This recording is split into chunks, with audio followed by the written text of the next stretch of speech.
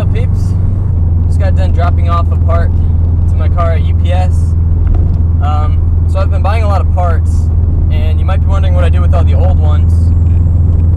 I usually sell them on Craigslist or eBay. So in the end, like, the parts I buy aren't as expensive because I'm selling the old ones. It's pretty nice. It's a good trade-off.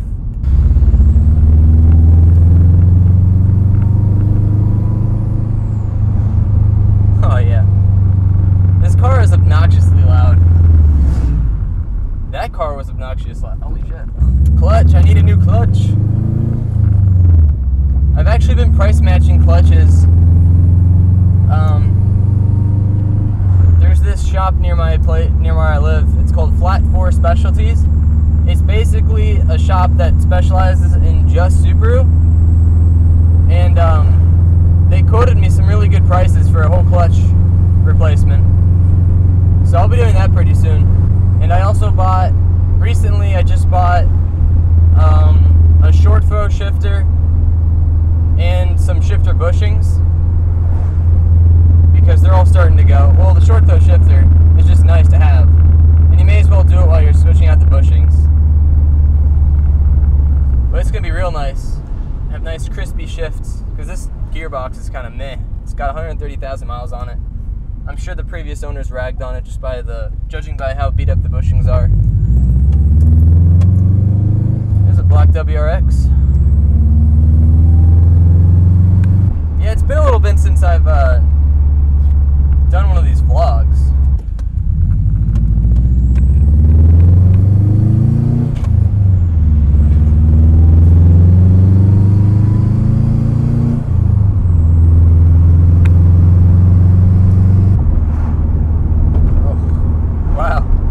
That person just jumped in front of a dump truck, like freaking hardcore.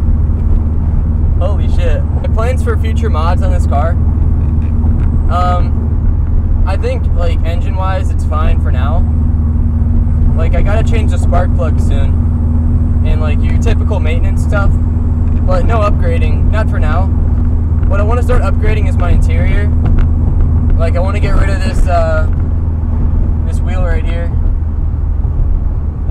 The seats gotta go. I want brides or Recaros or Sparkos. I want to get a harness. I want to get an STi rear seat just because it's blue. Don't judge me. Body wise, I eventually want to get a rear diffuser, and I want to get fender flares, and I want to get like 10-inch wide wheels, and then I'll get the fender flares because it'll be flush and stuff. Just look up. If you want to know what kind of look I'm going for with my car, just look up 2004 WRX fender flares. It's pretty nice. It just got a really wide, meaty look. It's awesome. There used to be a really nice STi, 100% stock STi at one of these houses right here, but I guess he sold it. How could you sell an STi? Seriously. One does not simply sell an STi. It was probably his wife. They probably had kids, and they're like, we need a bigger car. I'd sell the house before the STi. So yeah, I know that this vlog thing is like the biggest part of this channel. Like, that's what most people ask for, are vlog videos. I really don't have a reason as to why I stopped doing them, to be honest. They're not even really inconvenient to do. All you have to do is throw your GoPro. I just wedge it in like a piece of my seat. And I set up a microphone. It literally takes like 3 minutes. I honestly don't know why I don't do them more, because everyone, like, a lot of the people on this channel want to see that more than anything, and I, like, pretty much refuse to do them for no reason at all, so I'll try to do them more often. I actually have a story. Back when my car was stage 1, I got into a race with a Nissan 350Z. I don't think it was stock. It had an exhaust on it. I'm not sure, like, if it was tuned or anything, but it had an exhaust. And then there was a new Camaro, the brand new ones, like the 2014s, and it was a triple lane road, so we all lined up. We're driving from a stop, we go into second gear, and I hear their engine starting to get higher in the RPM, so I'm like, alright, let's go. Mind you, I was stage 1, so no up pipe, no down pipe, just a tune. So obviously the Camaro beat both of our asses, but the 350Z and I, we stayed together throughout all of third gear, and the second I switched to fourth gear, he took off. I don't know what they redline at. I redline at 7,000, but he just revved higher than I did, and he, and then he shifted, and fourth gear he took me. But it was a good race. I was surprised with my car. Like, I was happy with it. Like, I stayed with a 350Z in third gear with just a stage 1. The way my car's set up now, I mean, I'll give a 350Z a run for its money, like a stock one. It was a good race. Driving this car is so nice. Like, just daily, like, just regular driving. I don't know why. Like, I love the rawness of it. Like, I love the stiff suspension, the low seatedness. I love it being loud. I have to yell in order for people to hear me when they're sitting in this thing with me. I love the smell of the exhaust because my car doesn't have any pollution control shit on it. It's just 100% exhaust out the turbo. So you get that, I don't want to say muscle car smell, but you know what I mean. Like, it has that exhaust smell to it. I don't know. I like it. I like all the noises, all the stiffness. That was a lowered. It's funny. Like, there's nothing to write home about with a Chevy Cavalier, but that was my first car, and that thing was lowered pretty hard. Like, I liked it. I actually used to have a really nice Cavalier. It wasn't a Z28. Is that the word? No, Z24, or whatever they're called. It was like a base model. It was automatic. Had 150,000 miles on it. But it was my first car. I got it painted World Rally Blue.